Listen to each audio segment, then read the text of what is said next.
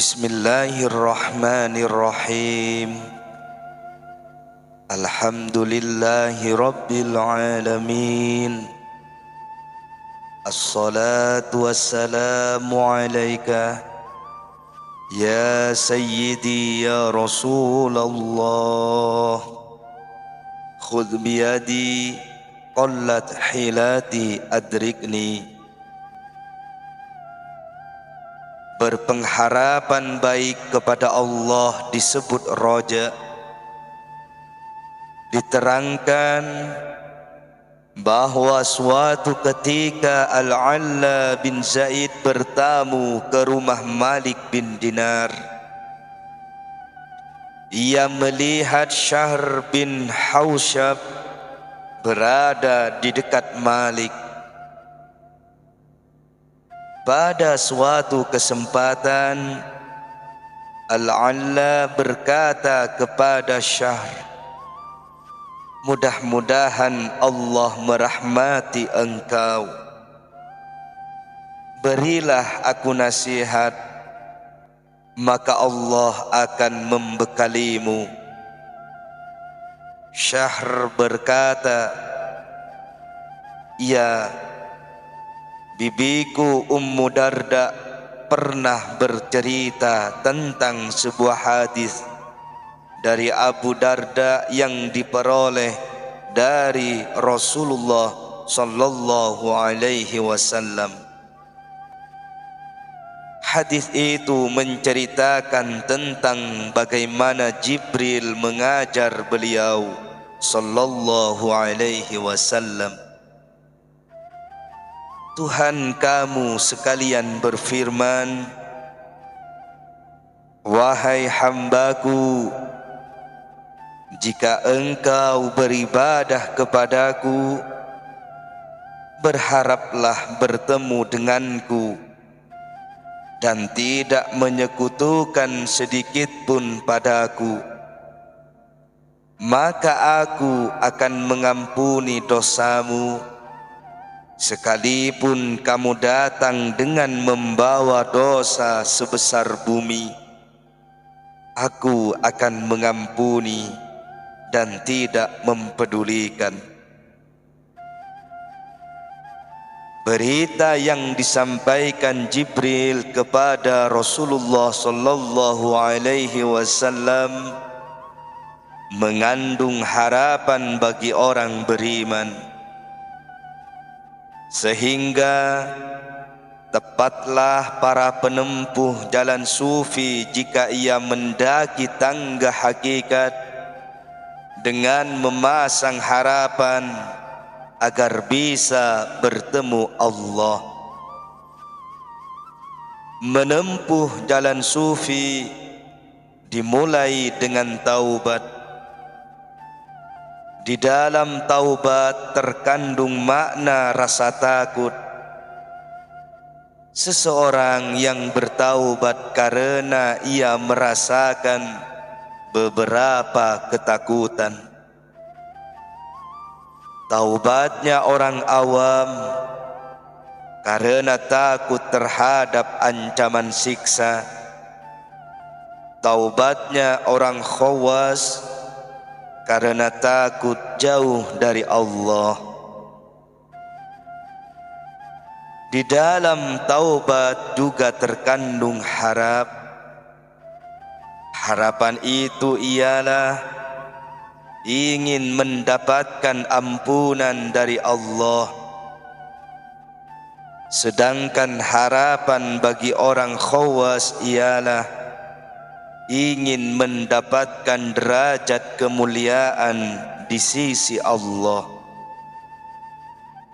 Hadis yang memberikan informasi tentang terbukanya harapan bagi para hamba yang beriman, misalnya yang diriwayatkan oleh Anas bin Malik radhiyallahu anhu, bahwa Rasulullah sallallahu alaihi wasallam menyampaikan firman Allah subhanahu wa ta'ala,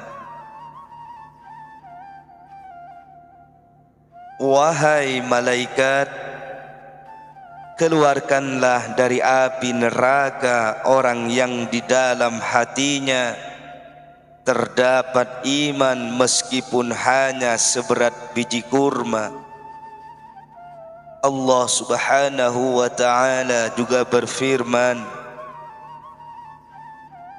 keluarkanlah dari api neraka orang yang di dalam hatinya terdapat iman meskipun seberat biji gandum.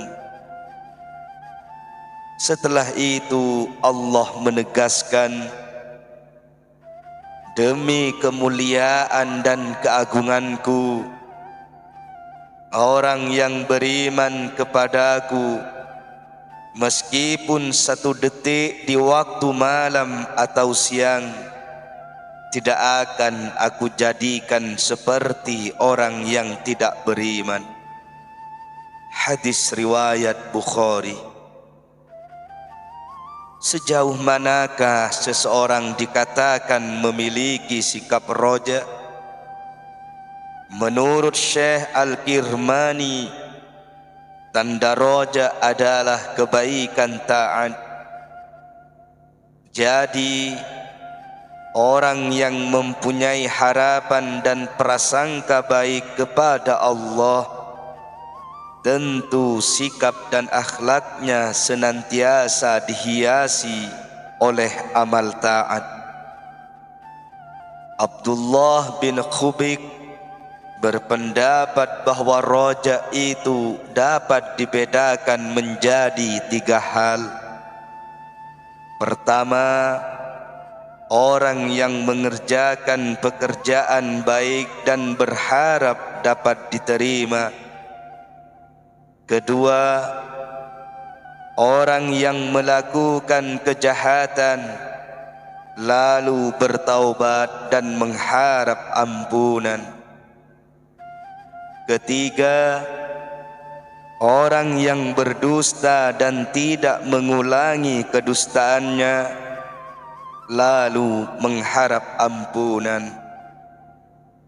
Barang siapa yang menyadari dirinya berbuat jahat, seharusnya dia bersikap khauf atau takut daripada bersikap roja.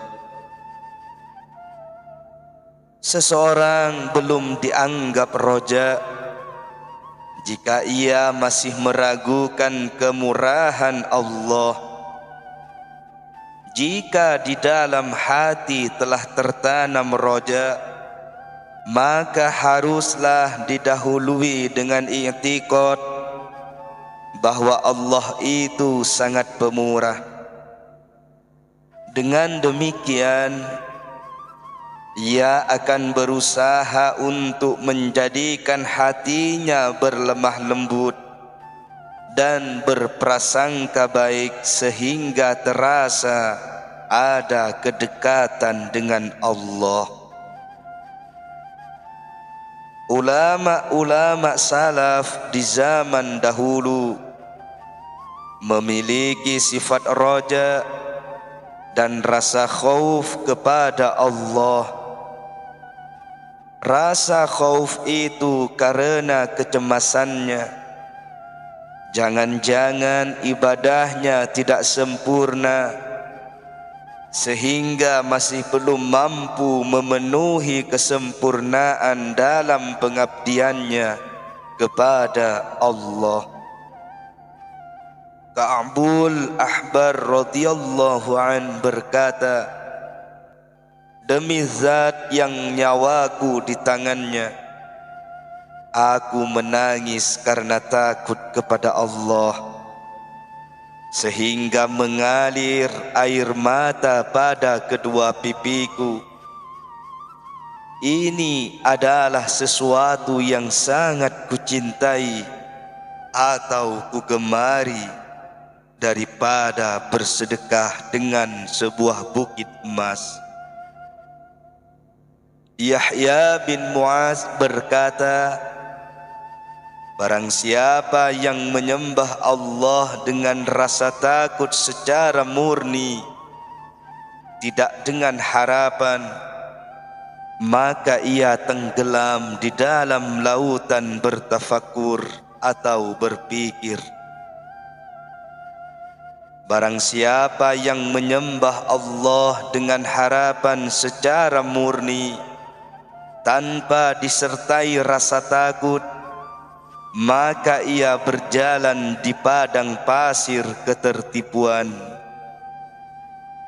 Dan barang siapa menyembah kepada Allah dengan rasa takut dan harapan, maka ia berjalan lurus dalam tempat hujan berzikir.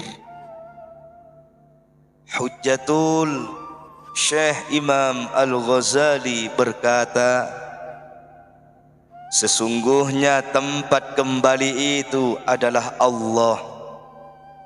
Datang dengan kematian itu menuju kepadanya. Barang siapa yang datang kepada yang dicintainya, pasti besar kegembiraannya menurut kadar kecintaannya. Barang siapa yang berpisah dengan yang dicintai, pasti besarlah penderitaan dan siksaannya. Apabila seseorang ketika menjelang ajal, tetapi masih besar rasa cintanya kepada keluarga, anak, harta, tempat tinggal, kedudukan dan lain-lain, maka berarti hatinya masih kuat terikat dengan duniawi. Maka dunia itulah surganya. Jika seseorang itu mati, maka ia keluar meninggalkan surganya dan meninggalkan semua yang sangat dicintainya.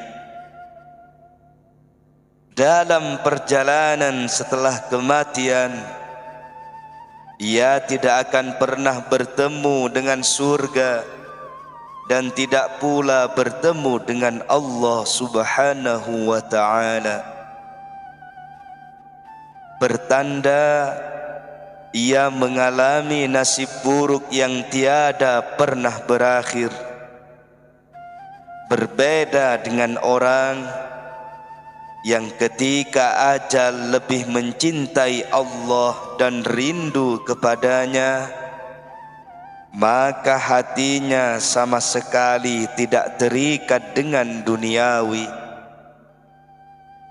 Ia tidak pernah berat meninggalkan dunianya, bahkan karena rindunya kepada Allah sangat menggebu-gebu, maka kematiannya justru sebagai sesuatu yang menggembirakan.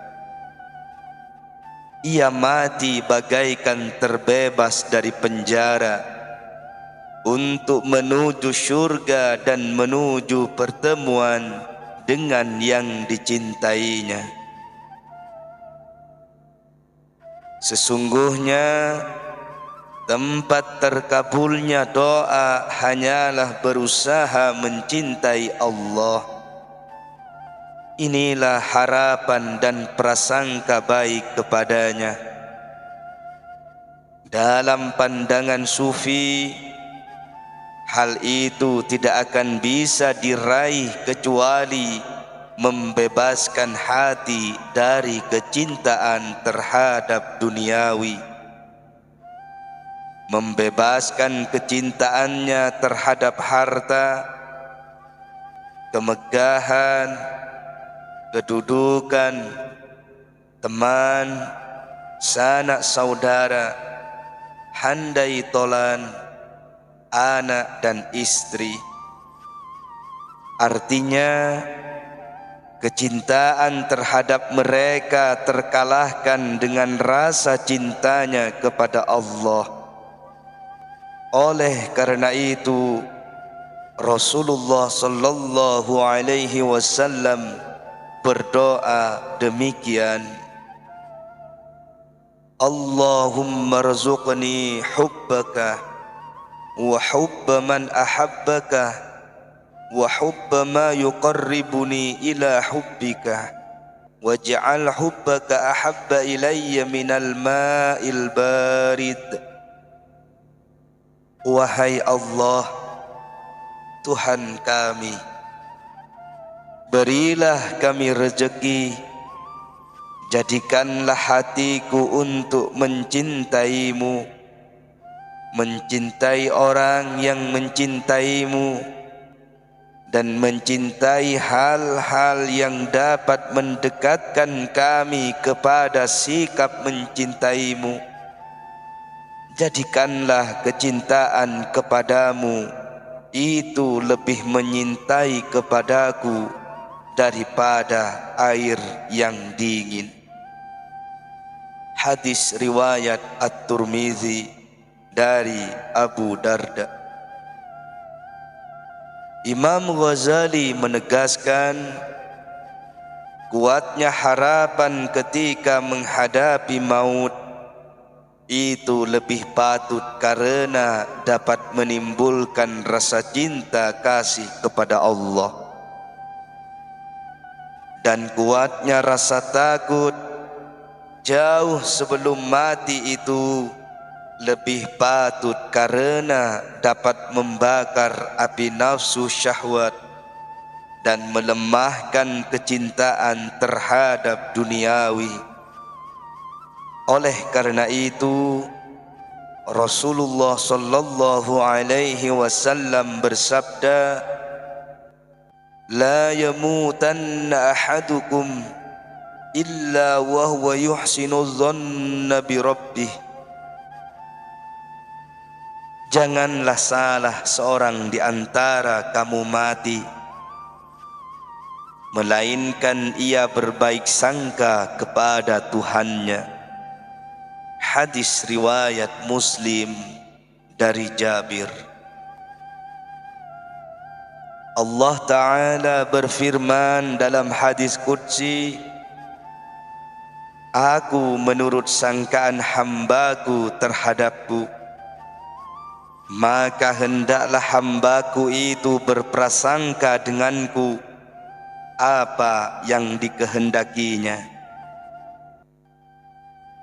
Orang-orang yang telah mencapai ma'rifatullah, ketika ajal menjemput, ia dalam keadaan tenang, karena dirinya sebentar lagi keluar dari penjara dunia dan menuju kepada sang kekasih. Hatinya dipenuhi harapan baik terhadap Allah. Oleh karena itu, ketika menderita sakit dan hampir menemui ajal, orang-orang sibuk mengerumuni Zunnun al-Misri. Mereka sama-sama bersedih, namun Zunnun justru berkata, jangan kalian menyibukkan diri karena aku sudah memperoleh karunia Allah yang selalu bersamaku. Yahya bin Mu'adz berdoa, wahai Allah, beberapa rahmat akan kuhiaskan di dalam hatiku untuk mengharapkanmu. Beberapa ucapan akan kutancapkan di dalam mulutku untuk memujimu, dan sebuah waktu, detik, menit, jam akan kuciptakan di dalam diriku agar bisa berjumpa denganmu.